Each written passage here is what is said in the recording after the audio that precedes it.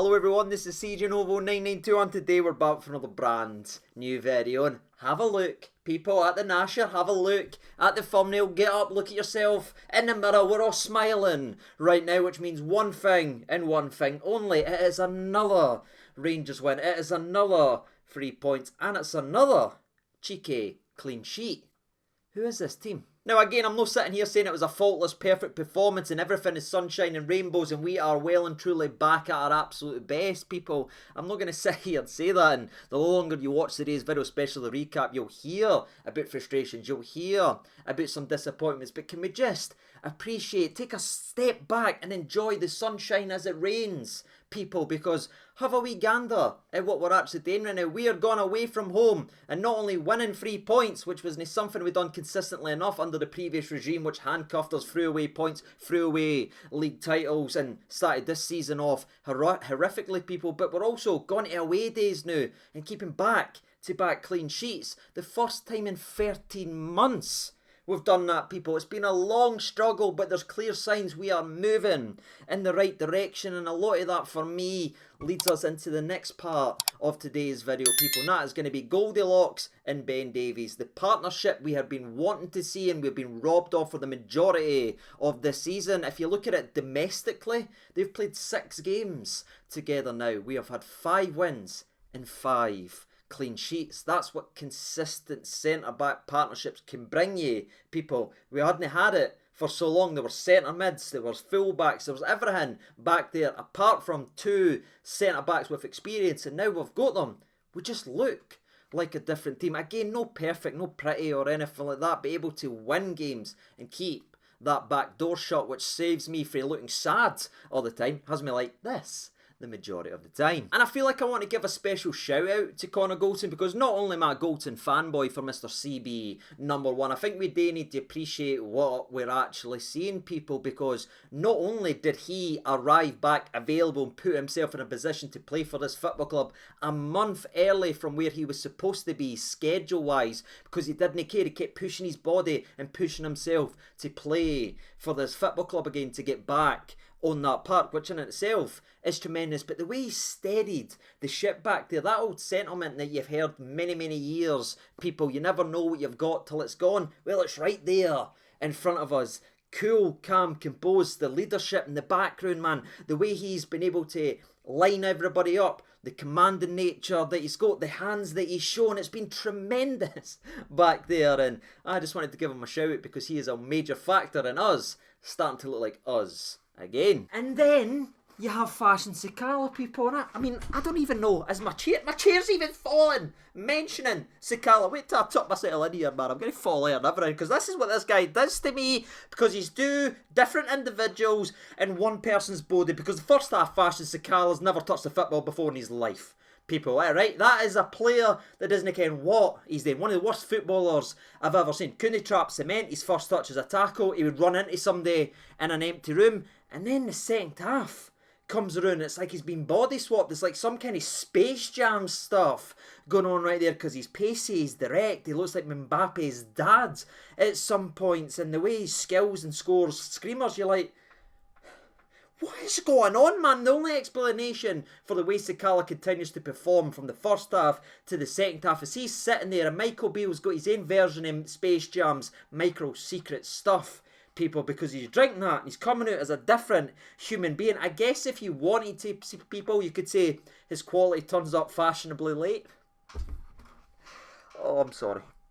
I'm sorry, people, I need to edit that out. I cannot keep that in. Edit this out, Craig, because you can't keep that in. That is the worst thing I've ever done, people. But aye, let's go ahead and talk about the game then, shall we? But aye, he turned up once again and he helped us turn 0 point, or 1 point I should say, in to 0-3. But aye, enough talking around the game and horrible jokes, people. Let's go ahead and discuss it then, shall we? Because there wasn't too many major changes. McLaughlin was back in and Beale talked about the reasons why a lot of set pieces thinks he's a bit more commanding in that area to help us, which agreed he actually is, compared to Alan McGregor coming off his line, etc. stuff we already know. But again, we had a steady back four. Jacko came back in and we got to see the return of Antonio Cholak leading the line. But aye, people, the first half was maybe your typical away performance from Rangers, and I think there is something that really needs to be looked at and identified, because you even look at the goals scored. We have scored 16 goals in the first half, and now that it's all said and done, we have scored 32 in the second half of games. If we could honestly start games the way we start second halves, we'd be absolutely flying and loving life right now. But we take so long to heat up, man. We're like a lava lamp. People, you wait and you wait and you wait, and usually it's not always worth it, but now under Michael Beale it actually has been. And you've got to look at it, first 10-15 minutes it was slow, it was a bit passive, and Dundee United had a couple nearlies as Glenn Middleton, the former Rangers man himself, was giving Tavernier a torrid time down the first half. Tavernier had a really poor first half again, by the way. Middleton skinned him a couple of times, put in a couple of dangerous balls, but it was Fletcher who was cutting about looking like the magician for Little Britain, look in the eyes, not around the eyes, look in the eyes, that thankfully hit it wide. And it was actually from the shot that Fletcher hit wide that the referee somehow, despite the linesman giving it as a goal kick and despite Fletcher's reaction showing that he did scuff it wide, they gave him a corner, they whip it in, Glenn Middleton's pushing there, Goldson, it hits off his arm, but again it's never a penalty kick. I think they looked at him for about 30 seconds. I think 2 months ago it's probably a penalty kick, but not under the new rules and all the stuff that we've seen and all that. And plus, it's not only a foul on Goldson, it wasn't a corner, so needs must in that aspect. And if people want to talk about, they never got a penalty, how did we not get a penalty for Kolak's shirt getting ripped off? Big man, you know what I mean? Big Antonio was sitting there waiting for the corner and his shirt's like this, people, and he's tearing them to the ground. But again, that just backs up and highlights that people pick and choose their battles when it comes to penalty shouts, people. And again, I've still never to this day seen a penalty given for a tug on the jersey since Katic versus Celtic. It's the only one I've never seen. And I've seen a hell of a lot of ones that's worse. Sakala versus Dundee United last season, and again today versus Cholak, where again it should have been a penalty. If I called him Kolak, Cholak and everything in between, probably, people, but I'm a little bit tired right now, and I was tired especially after that first 45. But despite the 2 penalty shouts that was in the game, there was a moment of quality, and it came from Goldson with a gorgeous long through ball. You've heard me say it many times, he's like Tom Brady dropping back there. He drops it right on a dime for Sakala, whose first touch is decent. He beats the defender, he's in behind. Cholak is screaming for the cutback, he wants it. It's a goal, people. We've seen Kolak score that several times already in his Rangers career, but somehow, some way, fashion tackles himself and somehow wins a corner. Oh man, first half Sakala's going to kill me. He's going to put me in an early grave. He's going to put me in an early grave. But that was the biggest chance that came for Rangers, and actually springboard and helped Dundee United gain a little bit of momentum where they had the first opportunity as it's a counter-attack. And I'll tell you something, it was that bad that Cholak was our CDM trying to put a challenge in, as young Smith, who's obviously already scored twice versus Rangers, should have probably made it free as he's running through just outside the edge of the box. I actually think Davies and Goldson does pretty well here. He just narrow the angle and force him to shoot that way rather than maybe get his fit behind it. But for me, still should at least hit the target, and that was well and truly a let-off. But again, good response from our 2 centre-halves. It's nice having them there. We didn't for the majority of the season. But that was it for a first half, people. It was really as poor as I'm making it sound, and you're wanting changes at half-time because nothing was really working. We did make one change where Morelos came on for Antonio Cholak, who again still doesn't look as sharp, so obviously recovering for his injury, but we just needed a bit more energy and a bit more drive. And again, this Rangers team in the second half, carbon copy Celtic, people, we come out firing. Again, if we can capture that 10-15 minute spot coming out the second half and start games like that, we will blow opposition away, people. Exact same as what we done last week versus Celtic. We look like a different animal coming out to the second half. I don't know if Michael Beale sitting there slapping people's faces like that meme video for a few years ago, or kicking boots at Heeds, but something is happening, and we came out like a completely different animal. And Barisic whips in a wonderful ball where again Morelos is getting pulled, like ripped down to the ground and everything. Could it be a penalty? Maybe, but Sakala gets there with a volley and forces a phenomenal save for the Dundee United keeper. And I'm thinking, alright, well, Sakala's actually got son on target and the goalkeeper makes an unbelievable save. I've seen this story before this season. It's going to be a painful second half. but we never allowed it to go that way. And the way we broke the deadlock, people, I can't believe I'm going to say this because it's simply outrageous. It starts with a Barisic kind of lump ball down the left-hand side, and then our boy Ryan Drack drops a wee shoulder on it. It just shoulder through balls. I've never seen him do it. I've never seen him get close to anything like that, and it somehow curves. It was like Jelovic's goal versus Celtic all those years ago when we had the remote control in it, and it just rolled back. He shoulders it, it curves that way. Sakala runs through, flicks up, and a snapshot volley buries it into the back of net. Dennis Bergkamp is blushing at fashion Mbappe Sakala right now.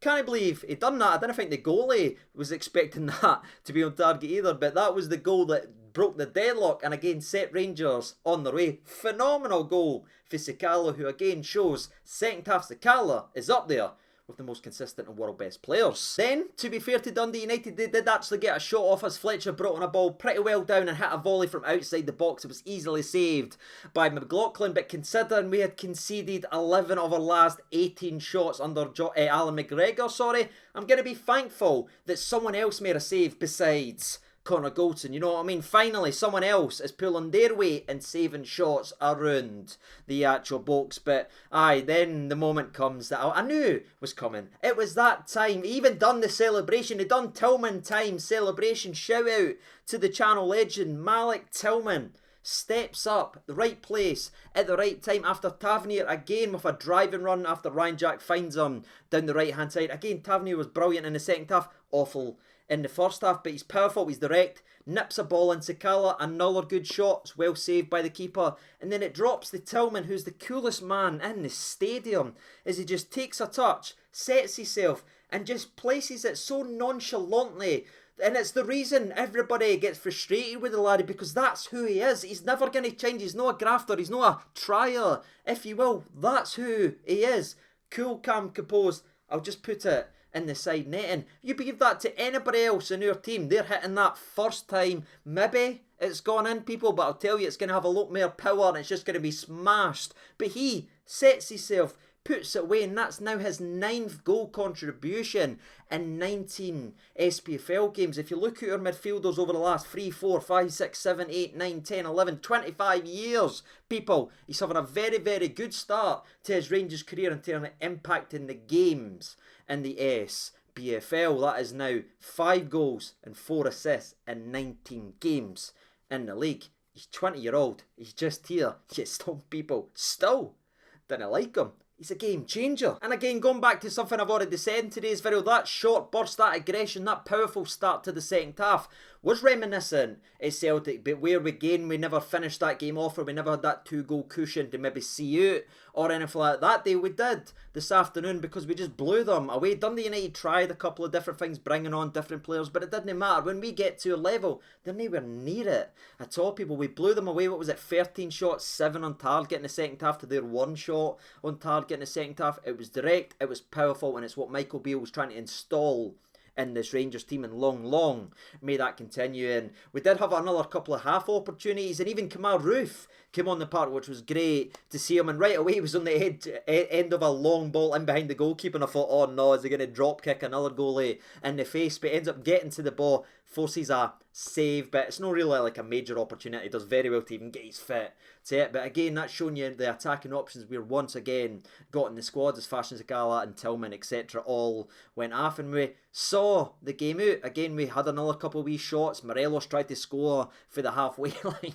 Again, I didn't think Morelos played necessarily that great when he came on, but we just were a different animal when he came on, and his aggression and physicality just annoys defenders. He's good at winding folk up. But aye, we need to somehow channel that 15-20 minutes restart of the second half in it to start games off, because if we do, people, again, we will blow teams away, ladies and gentlemen, just like we did this afternoon. And aye, that's all I've really got to say. It was nice to see a Kamal Roof again. It had me singing Tavernier, Almost Hadji, Sometimes Roof, and Never Rabbi, playing in Royal Blue. The song is back, and that's kind of it. people. I thought Jacko was maybe the most overall consistent player in the game. Didn't he put a foot wrong? Set the tone in the 16th minute with that crunch and slide challenge. Got stuck into everything. It was good for him. Again, there was a lot of Dr. Jekyll, Mr. Hyde performances. Tavernier was great in the second half. Awful in the first one. Fashion Sakala was Fashion Sakala in the first half. Then he was Fashion Sakala in the second half. So man of the match will probably be interesting. And it'll probably be very varied